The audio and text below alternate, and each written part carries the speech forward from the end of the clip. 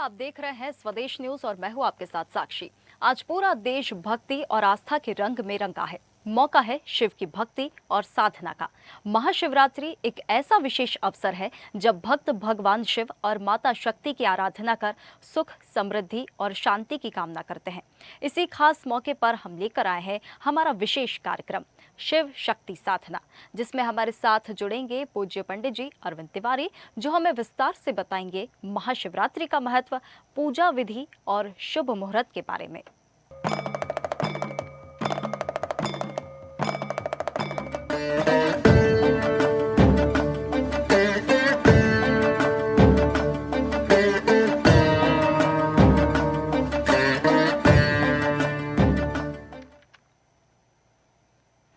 तो शिव शक्ति की साधना का दिन है। भक्तों में उत्साह देखने के लिए मिल रहा है।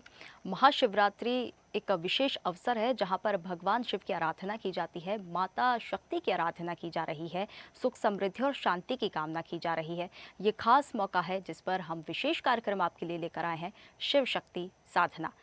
इस पर हमारे साथ पूज्य पंडित जी अरविंद तिवारी ज्योतिषाचार्य हमारे साथ जुड़ गए हैं, जो हमें विस्तार से बताएंगे कि महाशिवरात्रि का महत्व, पूजा विधि और शुभ मुहूर्त के बारे में सारी जानकारी हमें दी जाएगी। महाशिवरात्रि का पावन पर्व है, शिव की पूजा कैसे की जानी है, क्या सही विधि है, सब बताएंगे।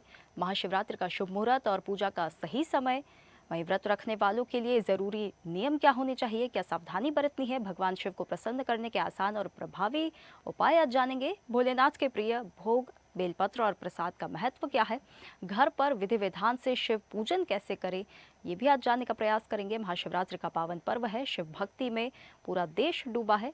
शिव पूजा की संपूर्ण और सही विधि क्या है, ये आज हम जानेंगे। शिव की साधना और भक्तों के लिए विशेष दिन है। महाशिवरात्रि का आध्यात्मिक और धार्मिक महत्व जानने की कोशिश करेंगे। भगवान की आराधना, सुख, समृद्धि की आज भगवान से सभी भक्त कामना कर रहे हैं। तो चलिए, हमारे साथ पंडित अरविंद तिवारी ज्योतिषाचार्य हमारे साथ जुड़ गए हैं। बहुत स्वागत है पंडित जी आपका हमारे साथ। विशेष कार्यक्रम है शिव शक्ति साधना, महाशिवरात्रि का पावन पर्व है। सबसे पहले हम यही जानने की कोशिश करेंगे, क्या विधि विधान से पूजन अर्चन करना चाहिए? महाशिवरात्रि का पावन पर्व है, क्या सही विधि होनी चाहिए शिव की भक्ति के लिए? बिल्कुल। स्वदेश न्यूज के सभी दर्शकों को मेरा बहुत बहुत नमस्कार, और जो भी दर्शक हमारे इस प्रोग्राम को विभिन्न प्लेटफॉर्म पे देख पा रहे हैं, उनको भी मेरा बहुत बहुत नमस्कार। बिल्कुल, महाशिवरात्रि, देखिए नाम जो है वो अपने आप में बड़ा दुर्लभ और अद्भुत नाम है, महाशिवरात्रि। देखिए, वैसे तो हमारे देश में 12 शिवरात्रियां होती हैं, यानी हर फाल्गुन मास की कृष्ण पक्ष की जो चतुर्दशी होती है उसको हम शिवरात्रि के रूप में मनाते हैं। अच्छा, अब आप हमारे दर्शकों को भी हम ये बताना चाहेंगे, रात्रि का क्या तात्पर्य है। रात्रि आप देखेंगे, जैसे आप देखते होंगे नवरात्रि, महाशिवरात्रि, तो ये सारे पर्व रात्रि को आते हैं। रात्रि को आने का तात्पर्य केवल इतना सा है कि रात्रि में देवीय शक्ति जो है वो अपनी प्रबलतम स्थिति में होती है, यानी बिल्कुल चरम स्थिति में होती है। जब आप उनकी पूजा अर्चना साधना विधि पूर्वक करते हैं तो वो आपको एकदम फलित हो जाती है, माने आपको फल प्रदान करने वाली होती है। अच्छा, ये महाशिवरात्रि क्यों है बड़ी दुर्लभ होती है? दुर्लभ इस कारण से क्योंकि इससे बहुत सारे संयोग जुड़े हुए हैं। पहला संयोग जो जुड़ा हुआ है महाशिवरात्रि से, कि महाशिवरात्रि को भगवान शिव और माता पार्वती के बीच में विवाह हुआ। दूसरा संयोग जुड़ा हुआ है कि इस दिन एक अग्नि लिंग प्रकट हुआ था, जिसका जी। आदि और अंत खोजने के लिए ब्रह्मा और विष्णु जी में एक प्रकार से संघर्ष हुआ था। एक और इसी से जुड़ी हुई कथा है, जो कि समुद्र मंथन में जब विष उत्पन्न हुआ तो उस विष को ग्रहण कौन करे और किस प्रकार से भगवान शिव ने इसको ग्रहण किया, और वो भी महाशिवरात्रि यानी चतुर्दशी तिथि से जुड़ा हुआ है। तो आप देखिए कि ये पर्व अपने आप में बड़ा महत्वपूर्ण पर्व है। इसमें बहुत सारी जो हमारी धार्मिक कथाएं हैं जो अलग अलग ग्रंथों में दी गई हैं, जिसके आधार पर हम बता सकते हैं कि किस प्रकार से जो है आप पूजा अर्चना करें, भगवान शिव को मना लें। और भगवान शिव को मनाने के लिए देखिए, भगवान का नाम ही भोलेनाथ है। भोलेनाथ को मनाना सबसे आसान काम होता है, वो भोले होते हैं। आप प्यार से उनके पास चले जाइए। बल्कि यहाँ तक कथाएँ हैं प्रभु के बारे में कि लोग उनके ऊपर चढ़ गए। माने जो उनकी जलाधारी होती है उसके ऊपर चढ़ जाते हैं। तो भगवान ने कहा कि आपने तो मेरे को अपने प्रति समर्पित ही कर लिया। तो ऐसे भोलेनाथ की आज पूजा अर्चना का दिन है, महाशिवरात्रि है। महाशिवरात्रि के जो सबसे महत्वपूर्ण चीज़ है, वो आज के दिन आपको व्रत का पारण करना है। यानी आप ये निश्चय कर लें कि आपको आज पूरी रात्रि, माने सुबह प्रातः काल से दूसरे दिन सुबह प्रातः काल तक, चूंकि ये व्रत 24 घंटे का होता है, 24 घंटे के इस व्रत में हमको भगवान शिव की पूजा अर्चना करनी है। दूध, दही, घी, शहद और शक्कर, और फिर उसके बाद उसको पंचामृत कर लें। भगवान शिव को चढ़ाने के लिए हमको नाना प्रकार के जो फल होते हैं, जो इसमें ऋतु फल आते हैं। आप देखेंगे इस समय बेर की बहुतायत होती है और भगवान शिव को बेर बड़ा पसंद है। जी। तो आप बेर लेकर आइए, केला इस समय मिलता है, केला लेके आइए और सारे चीजों को आप इकट्ठा करिए, व्रत का पारण करिए। 4 प्रहर की पूजा होती है और ये 4 प्रहर शुरू होते हैं सायं प्रदोष काल से। तो सायं प्रदोष काल यानी ठीक 6:40 पर प्रदोष रहेगा। वहां से आप पहली पूजा करें। दूसरी पूजा रात को 9:45 पर प्रारंभ होगी, उस समय आप पूजा अर्चना करें। तीसरी पूजा प्रारंभ होगी मध्य रात्रि 12:47 पर, जो तीसरा प्रहर होगा।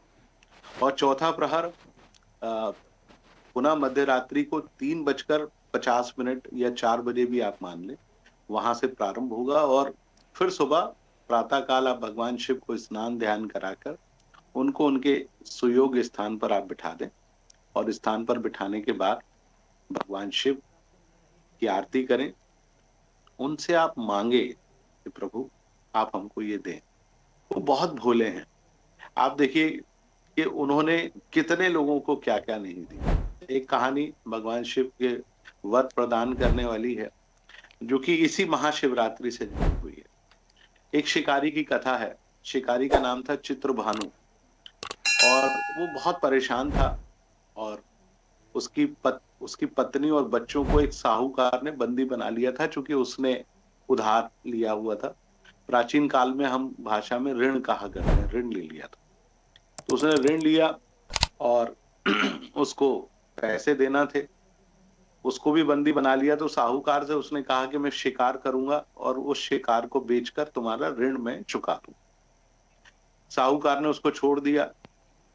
तो वो जंगल में एक ऐसी मचान पर जाकर चढ़ा जो कि बेल का पेड़ था, माने जिसमें बिल्व पत्र लगा करते थे। बेल का पेड़ हम लोग कहते हैं, अच्छा मजबूत होता है। अच्छा, अब उस साहूकार को ये शिकारी चित्रभानु को ये नहीं मालूम था कि उस पेड़ के नीचे भगवान शिव का शिवलिंग भी है। वो चढ़ गया मचान बनाकर। अब मचान बनाकर चढ़ा तो धीरे धीरे करके बेलपत्र उस शिवलिंग पर गिरते रहे। पहले शाम का प्रहर आया, प्रदोष काल जिसको हम कहते हैं, शाम 4:30 6:30 बजे के आसपास। तो पहली एक मृगी, यानी जो मृग होते हैं जिनको हिरण कहा जाता है, तो एक हिरणी जो है वहां से गुजरी। उसके पेट में गर्भ था। तो उसने कहा कि शिकारी उसको मारने के लिए आतुर हो गया। तो उसने कहा कि मैं अपने बच्चे को जन्म देकर आती हूँ और जन्म देकर आने के बाद आप मेरा वध कर लेना, क्योंकि पेट में रहे बच्चे का आप वध करोगे तो आपको पाप लगेगा। शिकारी चूंकि पेड़ के ऊपर चढ़ा हुआ था, भगवान शिव की प्रेरणा हो रही थी, तो उसने उसको जाने दिया। उसने कहा ठीक है, तुम अपने बच्चे का जन्म देकर आ जाओ। उसके बाद पहला प्रहर निकला। दूसरे प्रहर में फिर लगातार पत्ते गिरते रहे। उसी समय एक और दूसरी हिरणी आई। वो चूंकि अपने पति से मिलना चाहती थी, तो उसने कहा मैं एक बार अपने पति से मिल लूं, तुम मेरा वध कर देना, उसके बाद मैं खुद आऊंगी, मैं तुम्हें वचन दे। तो शिकारी जो चित्रभानु था उसने कहा कि ठीक है चली जाओ। वो भी चली गई। फिर एक और हिरणी आई जो लगभग तीसरे पहर में आई और उसने भी कहा कि आप मेरे को छोड़ दें, मैं एक बार अपने पति से मिलाऊं, अपने बच्चों को देखाऊं, क्योंकि उसके साथ 2 बच्चे भी थे। तो वो उन दोनों बच्चों को अपने पति के पास छोड़ना चाहती थी, ताकि वो अकेली रहे, उसकी यदि मृत्यु भी हो जाए तो भी उन बच्चों का लालन-पालन उसके पति के द्वारा हो। तीनों को छोड़ दिया, उसको बड़ा दुःख हुआ कि मैंने भूखा प्यासा तो था। देखिए महाशिवरात्रि का व्रत भूखे प्यासे होके किया जाता है, तो वो भूखा प्यासा था, बार-बार बिल्व पत्र भगवान शिव के ऊपर गिर रहे थे। प्रातः काल हुआ, एक हिरण जो कि अच्छा ताजा मोटा हिरण जो था वो आया। उसने कहा कि क्या तुमने मेरी तीनों पत्नियों की हत्या कर दी है? तो उसने कहा नहीं, मैंने तीनों पत्नियों को आपके पास भेज दिया था, क्योंकि वो अलग-अलग कारणों से आपसे मिलना चाहती। तो उन्होंने भेजा और पुनः उसके पैर से फिर बिल्व पत्र गिरा। वो एक प्रकार से भगवान शिव का ही अवतार थे। भगवान शिव प्रसन्न हुए और उसको, शिकारी को, धनवान होने का वरदान उन्होंने दिया और बाद में उस शिकारी जो कि जीवन भर पशुओं की हत्या करता था, उसको स्वर्ग की प्राप्ति हुई, मोक्ष मिला।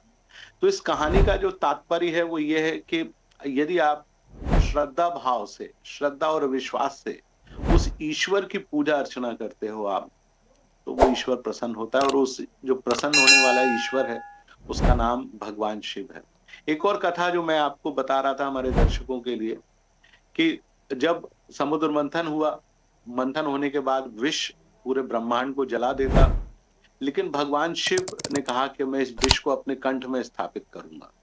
भगवान शिव ने उसको अपने कंठ में स्थापित किया। उनको हल्की सी मूर्छा आई, तो उस समय के जो तत्कालीन वैद्य ऋषि थे, माता पार्वती थी, उन्होंने कहा कि आप यदि 24 घंटे जागरण में रहेंगे, तो इस विष का आपके ऊपर असर नहीं होगा। तो वही महाशिवरात्रि थी, जब भगवान शिव ने गले में रखा और उन्होंने 24 घंटे जागरण किया, माने वो जागृत अवस्था में रहे। यदि वो जागृत नहीं होते तो विष के चलते वो उनको क्षय हो सकता था। तो वही महाशिवरात्रि थी। एक और महाशिवरात्रि की जो कथा है जिसमें एक अग्निलिंग निकला, ब्रह्मा और विष्णु अपने आप को श्रेष्ठ साबित करना चाहते थे। तो भगवान ने कहा कि जो भी इसका आदि और अंत पता करेगा वही श्रेष्ठ होगा। तो ब्रह्मा को एक केतकी का पुष्प मिला, उसने कहा कि मैं आपकी तरफ से गवाही दे दूंगी और आपने शिव का आदि, इस लिंग का आदि और अंत देख लिया, पर विष्णु जी को कुछ भी समझ में नहीं आया। तो सब भगवान शिव के सामने प्रकट हुए। ब्रह्मा जी ने कहा कि केतकी मेरी गवाह है पुष्प के रूप में, तो इसने देखा है। तो भगवान शिव नाराज हुए और केतकी को श्रापित किया कि तुम्हारा ये पुष्प कभी भी किसी भी देवता को नहीं चढ़ेगा और इसका कभी भी कोई उपयोग नहीं होगा। ब्रह्मा को श्रापित भी किया, जिसके चलते उनके 5 मुख थे, फिर उनका एक मुख कट गया। तो वो भी एक घटना घटी। ये सब महाशिवरात्रि से जुड़ी हुई कथाएं हैं। बताने का तात्पर्य केवल इतना है कि यदि आप भगवान शिव की पूजा अर्चना करते हैं विधि पूर्वक, कैसे करें? जैसा मैंने प्रारंभ में बताया कि आप एक थाली ले लें या पटा ले लें, उसके ऊपर भगवान शिव को विराजमान करें, शिवलिंग को। उनके सामने नंदी जी को जरूर रखें, माता पार्वती और उनके पुत्र भगवान गणेश और कार्तिकेय को जरूर बिठाएं। जो आपके पास हो उसको बिठाएं और हर घर में दूध, दही, घी, शहद और शक्कर पाया जाता है। जो भी आपके पास हो, एक एक कर से करके क्रम अनुसार भगवान शिव की पूजा अर्चना करें। अंत में भगवान शिव को शुद्ध जल, गंगा जल, नर्मदा जल, यमुना जल, जो जल आपके पास हो उससे आप स्नान ध्यान कराकर भगवान शिव को बिठा दें। उनके ऊपर बिल्व पत्र चढ़ाएं। बिल्व पत्र चढ़ाने का मंत्र क्या होता है? ओम त्रिगुणम त्रिगुणाकारम त्रिनेत्रम जन्म पाप संहार्थम एक बिल्व पत्रम शिव अर्पणम। अर्थात यदि हम एक बिल्व पत्र भगवान शिव के ऊपर चढ़ाएंगे तो हमारे 3 जन्मों के जो पाप हैं उनका संहार हो जाएगा और हमको फिर से मोक्ष की प्राप्ति होगी और हम अपने जीवन में शुभ कार्य कर पाएंगे। तदोपरांत बिल्व पत्र चढ़ाने के बाद धतूरे का गठा बहुत पसंद है उनको। अकाओ के फूल, सफेद या नीले अकाओ के पुष्प, बेर चढ़ाएं। और इस दौरान यदि आपको आसानी से मिले तो जो बाल होती हैं जिनमें गेहूं लगता है, तो उसके यदि आपको वो मिले तो जरूर उनको चढ़ाएं। क्योंकि भगवान शिव जो हैं वो प्रकृति के देवता हैं, इस प्रकृति से जुड़ाव है। और सबसे बड़ी बात, बाकी सारे देवता जो भी हैं वो इस पृथ्वी से बाहर निवास करते हैं। केवल एक ही देव है भगवान शिव, जो कि इसी पृथ्वी पर कैलाश पर्वत पर निवास करते हैं, तो वो हमारे स्थानीय देवता हैं। आप देखिए कि उन्हीं की पूजा होती है। हमारे यहाँ जितने भी तीज और त्योहार हैं सब उन्हीं से जुड़े हुए हैं। भगवान गणपति उन्हीं के पुत्र हैं, तो हम गणेश उत्सव मनाते हैं। माता पार्वती उनकी धर्म पत्नी अर्धांग हैं, जिन्होंने तरह तरह की से असुरों का विनाश किया, इसलिए हम नवरात्रि मनाते हैं। उनके 9 स्वरूपों की पूजा अर्चना करते हैं, तो एक प्रकार से उनके परिवार की पूजा होती है। उनके जो बड़े पुत्र हैं कुमार कार्तिकेय, दक्षिण भारत में पूरी पूजा उन्हीं की होती है।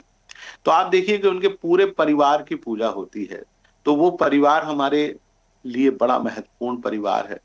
तो यदि आप उनकी पूजा अर्चना करते हैं, विधि पूर्वक करते हैं, तो मुझे लगता है कि आपको इस जन्म में और अभी इसी पूजा के उपरांत ही आपको वरदान जरूर प्राप्त होगा और आपकी समस्याओं का समाधान भी होगा। बिल्कुल पंडित जी, सचमुच में भगवान भोले सच में भोले हैं, सभी की मनोकामनाएं पूर्ण करते हैं। मेरा ये सवाल रहेगा, जो पहली बार व्रत रख रहे हैं, खास करके वो लोग आजकल जो भागदौड़ भरी जिंदगी में इतने व्यस्त रहते हैं, उनके लिए व्रत रखने के लिए क्या सावधानियां यहाँ पर बरतनी होगी, और कौन से वो मंत्र है जो भगवान शिव को प्रसन्न करने के लिए सबसे ज्यादा प्रभावी माने गए हैं? देखिए साक्षी जी, जो जितने भी हमारे जो कामकाजी लोग हैं, चाहे पुरुष हैं या महिला हैं, बहन है या बेटी है या भैया हैं, तो मैं एक ही सलाह दूंगा। आप व्रत को इस प्रकार से करें कि व्रत का आप संकल्प करें, मन में करें। जरूरी नहीं है कि आप फलाहार करें, आप संयमित रहें। इस दिन आप किसी भी प्रकार से ऐसा कोई भोजन तामसिक ना करें जिसमें प्याज लहसुन इत्यादि हो। सामान्य रूप में आप भोजन कर सकते हैं। सामान्य रूप में यदि आपको एक पहर की भी पूजा आप कर सके, एक बिल्व पत्र भी आपको कहीं से प्राप्त हो जाए, तो आप भगवान शिव के मंदिर में जाएं और वहां पर बिल्व पत्र चढ़ा कर आए और आप उनकी पूजा अर्चना करें। और उनका जो सबसे साधारण मंत्र है वो पंचाक्षरी मंत्र है, ओम नमः शिवाय। ये पंचाक्षरी यानी 5 अक्षरों का मंत्र है। मृत्युंजय मंत्र इस प्रकार से है, ओम त्र्यंबकम यजामहे सुगंधिम पुष्टिवर्धनम उर्वारुकमिव बंधनान मृत्युर्मुक्षीय मामृतात्। तो ये मृत्युंजय मंत्र है। महामृत्युंजय मंत्र थोड़ा सा बड़ा होता है, उसमें संपुट लगते हैं, कुछ इस प्रकार से है, ओम हाँ जुम सह ओम भू ओम भुवा ओम स्वहा ओम त्र्यंबकम यजामहे सुगंधिम पुष्टिवर्धनम उर्वारुकमिव बंधनान् मृत्युर्मुक्षीयमामृतात् ओम भू ओम भुवा ओम स्वहा ओम हाँ जूम सह। तो ये 54 अक्षरीय महामृत्युंजय मंत्र है। इसमें आप महामृत्युंजय का जो बीज मंत्र है उसका भी जाप कर सकते हैं, ओम हाँ जूम सह। ये 4 अक्षरीय बीज मंत्र है, आप इसका भी जाप कर सकते हैं, इससे भी आपको उतना ही फल प्राप्त होगा। और नहीं भी मिले तो ओम नमः शिवाय पंचाक्षरी मंत्र है, बिल्कुल साधारण मंत्र है, आप उसका जाप करें। आज के दिन जो लोग विधि पूर्वक पूजा अर्चना करते हैं, उनको भगवान शिव का जो सबसे सुंदर स्तोत्र है जो उनको बहुत प्रिय है, वो शिव तांडव है। और अद्भुत लहरी में उसको गाया जाता है, जटाटवी गलज्ज्वलः प्रवाह पाहि तस्थले। माने पूरा अद्भुत है, उसको अधूरा नहीं गा सकते हम लोग, तो उसको पूरा गाना चाहिए। लेकिन पूजा हो जाए उसके अंत में आप शिव तांडव गाइए। आप भगवान शिव का अभिषेक रुद्री से कर सकते हैं, लघु रुद्री से कर सकते हैं। तो इस प्रकार से आप जरूर उनका अभिषेक करें, पूजा पाठ इत्यादि करें, इससे आपको बहुत लाभ मिलेगा। और भगवान शिव एकमात्र देवता हैं जो आपके ऊपर चल रहे विभिन्न प्रकार के ग्रह दोष, शनि की 7.5 हो, शनि का ढैया हो, शनि की अशुभ दशा हो, राहु हो, केतु हो, मार्केश की दशा हो, हर प्रकार की चीजों से आपको वो मुक्ति देते हैं। तो करके देखिए, जरूर लाभ होगा। लेकिन इस बार अगर हम देखें तो इस बार लोग सिर्फ बेलपत्र और जल ही अर्पण नहीं कर रहे हैं शिवलिंग पर, अपनी राशि के अनुसार भी सारी चीज़ें अर्पित कर रहे हैं। ज्योतिषों का भी मानना है कि जब आपके जो ग्रहों की दशा होती है, जो चाल होती है, उसके मुताबिक अगर आप भगवान शिवलिंग पर अगर कुछ अर्पित करते हैं तो उसका प्रभाव भी अलग पड़ता है और अधिक प्रभाव पड़ता है। बिल्कुल, जैसे राशि के अनुसार आप बिल्कुल कर सकते हैं। यदि आप मेष राशि के जातक हैं, तो भगवान शिव को लाल रंग का फल आप अर्पित करें। बेर, जैसा मैंने कहा, लाल रंग का सेब बहुत अच्छे से मिलता है बाज़ार में, तो आप एक सेब चढ़ाएँ, भगवान शिव के मंत्र का जाप करें, ओम नमः शिवाय बोलें। यदि आप वृषभ राशि के जातक हैं, तो सफ़ेद कौवा माने अकाओ के 2 रंग के पुष्प आते हैं, एक सफ़ेद और एक नीला आता है। तो सफ़ेद अकाओ का पुष्प उनके ऊपर चढ़ाएँ और साथ ही साथ दूध और दही से उनका आप अभिषेक करें, भगवान शिव बेहद प्रसन्न होंगे। यदि आप मिथुन राशि के जातक हैं या कन्या राशि के आप जातक हैं, तो आप बेल का फल एक आता है, आप भगवान को बेल का फल संकल्प के साथ होके चढ़ाएँ कि मेरा नाम अमुक-अमुक है, मेरे ऊपर अमुक ग्रह की दशा या महादशा चल रही है और मैं ये बिल्व फल आपके प्रति समर्पित करता हूँ, तो आप समर्पित करिए। यदि आप कर्क राशि के जातक हैं, देखिए कर्क राशि तो भगवान शिव की प्रिय राशि है। चंद्रमा मस्तक पर विराजमान है। तो चंद्रमा को सबसे ज़्यादा क्या पसंद है? वो है खीर और भगवान शिव भी जब अपने ससुराल जाते थे, तो पार्वती जी की जो माँ थी, वो उनको खीर बनाकर खिलाती हैं। तो आज आप भगवान शिव कर्क राशि के जातक हैं, तो खीर का भोग लगाइए। अच्छा, सिंह राशि के आप जातक हैं, चूँकि इस समय केतु और राहु बहुत तंग कर रहे हैं, तो काले तिल के साथ आप यदि अभिषेक करेंगे भगवान शिव का दूध और गंगा जल में मिलाकर, तो भगवान शिव आपके ऊपर से राहु और केतु के अशुभ प्रभावों को दूर करेंगे। वहीं आप तुला राशि के जातक हैं, गुरु से बहुत पीड़ित हैं, तो भगवान शिव को थोड़ा केसर चढ़ा दीजिए। नहीं है तो चूँकि आज भगवान शिव का विवाह हुआ था, तो आप थोड़ी-सी हल्दी भी चढ़ा सकते हैं। हल्दी का लेपन किया जाता है, भगवान शिव बेहद प्रसन्न होते हैं। यदि आप वृश्चिक राशि के जातक हैं, तो कोई भी लाल रंग का पुष्प भगवान को अर्पित कर दीजिए। जासून का पुष्प जो आता है, जिसको गुड़हल भी कहा जाता है, तो आप उसको चढ़ा दीजिए, आपके ऊपर से परेशानी दूर होगी। धनु और मीन राशि दोनों गुरु के स्वामित्व वाली राशि हैं। एक पर शनि की 7.5 है और एक पर जो है अढ़ैया शनि चल रहा है। तो नीला अकौआ, अकौआ का जो पुष्प होता है, जो नीले रंग का होता है, उनको चढ़ा देना चाहिए, बहुत प्रसन्न होंगे। वहीं कुंभ और मकर राशि, ये भी शनि के स्वामित्व वाली राशि हैं, तो इनको भी नीले अकाव का पुष्प चढ़ाना चाहिए। और यदि कोई विशेष परेशानी हो, बहुत ज़्यादा कष्ट हो, तो भगवान शिव के ऊपर आप सरसों के तेल से भी अभिषेक कर सकते हैं। भगवान शिव बड़े प्रसन्न होते हैं। करके देखिए, मुझे लगता है ज़रूर लाभ होगा। बिल्कुल भगवान शिव तो देखिए पंडित जी इतने भोले हैं कि वो असुरों को भी वर दे देते हैं, उनको भी उनकी भी मनोकामनाएं पूरी कर देते हैं और महाशिवरात्रि के दिन किए गए दान और पुण्य से तो और भी ज़्यादा लाभ मिल जाता है।